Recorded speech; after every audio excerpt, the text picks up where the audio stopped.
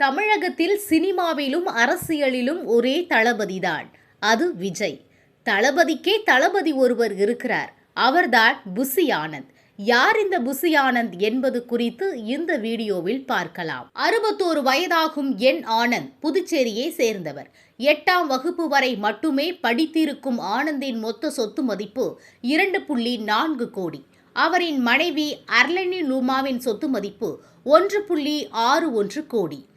புதுச்சேரி மாநிலத்தில் கடந்த 2006ஆம் ஆண்டில் நடந்த தேர்தலின் போது புசி என்கிற சட்டமன்ற தொகுதியில் வெற்றி பெற்று எம்எல்ஏவாக இருந்து வந்ததால் என் ஆனந்த் என்ற பெயருக்கு முன்பாக இவர் வெற்றி பெற்ற தொகுதியின் பெயரான புசி என்பதை சேர்த்து புசி ஆனந்த் என அழைக்கப்பட்டு வருகிறார். முதலில் புதுச்சேரியில் விறகு கடை நடத்தி வந்த இவர் விஜயின் தீவிரமான ரசிகராக இருந்து வந்துள்ளார். விறகு கடை மட்டுமல்லாமல் ரியல் எஸ்டேட், ஃபைனான்ஸ் போன்ற பல தொழில்களையும் நடத்தி வந்துள்ளார். இந்த நிலையில் தனது பகுதியில் விஜய் என்று தனியாக ரசிகர் மன்றத்தையும் அனைத்து மக்களையும் வைத்து பல நல்ல திட்டங்களையும் செய்து வந்து இதன் மூலம் அரசியலிலும் வெற்றி கண்டுள்ளார்.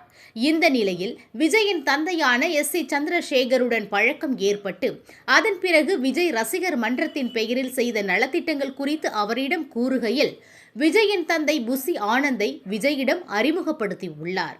இதைத் தொடர்ந்து விஜய்க்கு ஏற்பட்ட பல பிரச்சனைகளை தீர்த்து வைக்கும் விதமாக புசி ஆனந்த் பல செயல்களை செய்து வந்துள்ளார். அதன் காரணமாக புசி ஆனந்த் மீது விஜய்க்கு நம்பிக்கை அதிகரித்துள்ளது. மேலும் விஜய் மக்கள் இயக்கம் சார்பாக விலையில்லா மருந்தகம் போன்ற பல திட்டங்களை விஜய்க்கு ஆதரவாக புசி ஆனந்த் செய்து வந்துள்ளார்.